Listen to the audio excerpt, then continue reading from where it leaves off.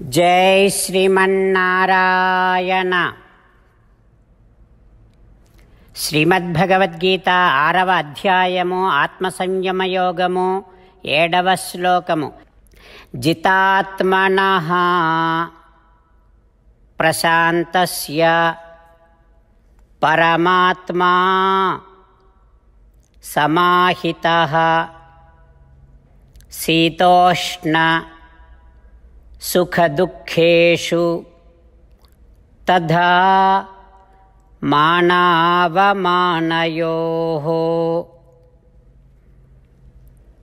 ఓం. గీతాచార్యుడు శ్రీకృష్ణ పరమాత్మ అర్జునుడితో పాటు మనందరికీ ఆత్మ సంయమ యోగాన్ని ఉపదేశం చేస్తూ ఉన్నాడు. పరమాత్మ అంటూ ఉన్నాడు, అర్జున, చలి వేడి, సుఖము దుఃఖము, గౌరవము అగౌరవము, వీటన్నింటినీ ద్వంద్వములు అని అంటాం.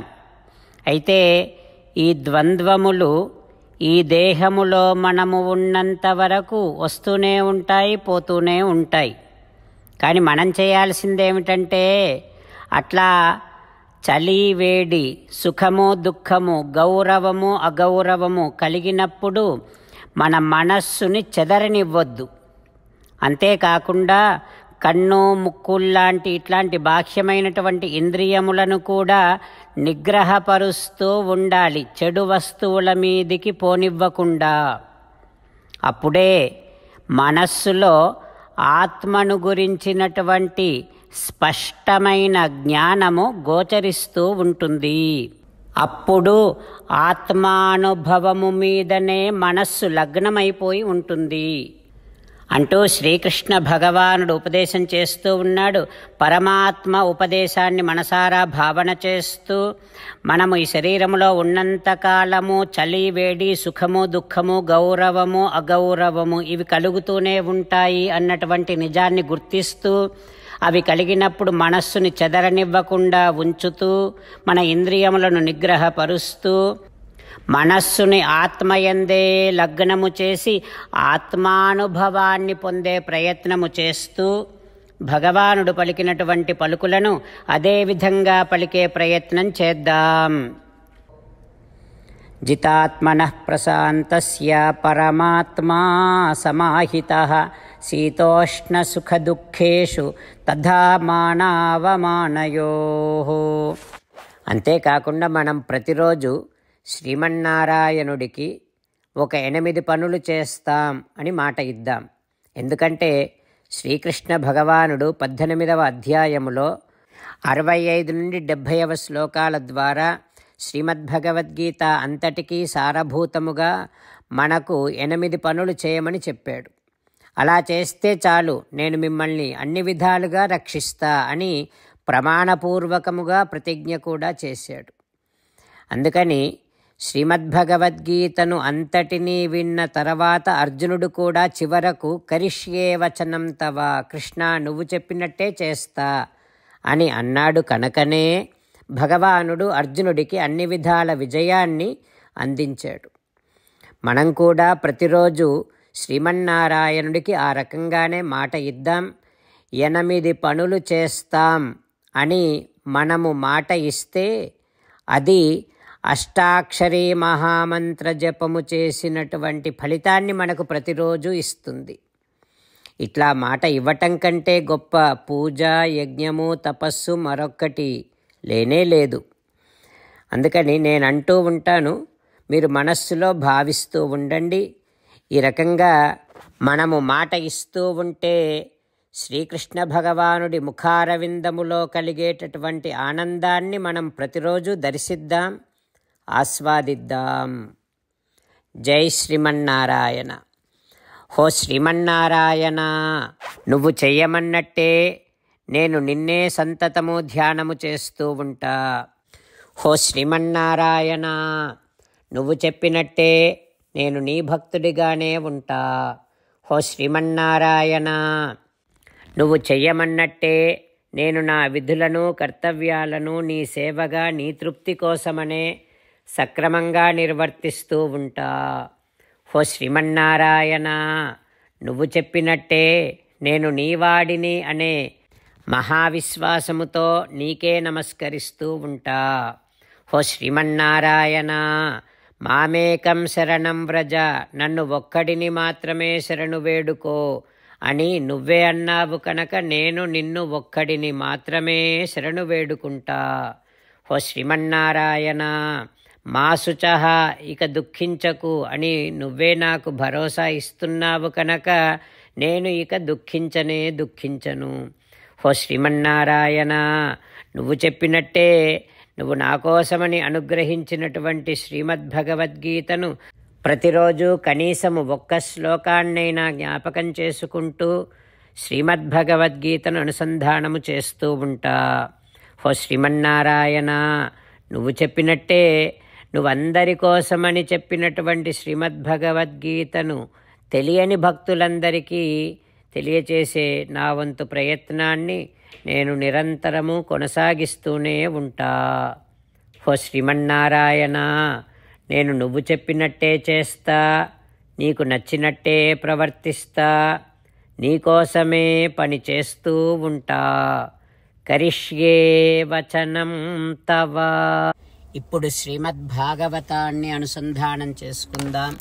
శ్రీమద్భాగవత గ్రంథానికి నమస్కారం. నిగమకల్పతరోర్గలితం ఫలం సుఖముఖాదమృతద్రవ సంయుతం పిబత భాగవతం రసమాలయం ముహురహో రసికా భువి భావుకాః.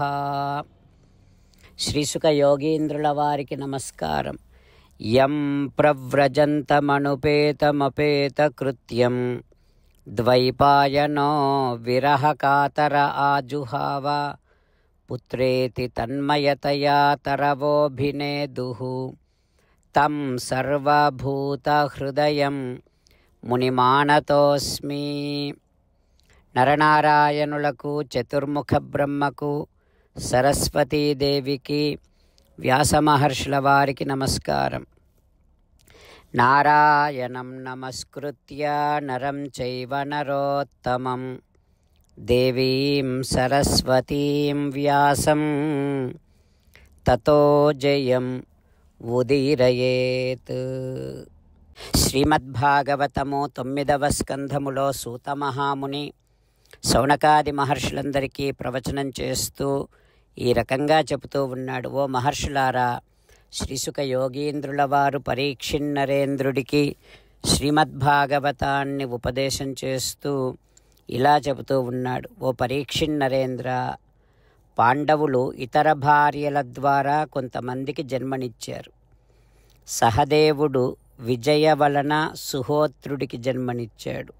నకులుడు కరేణుమతి ద్వారా నరమిత్రునికి జన్మనిచ్చాడు.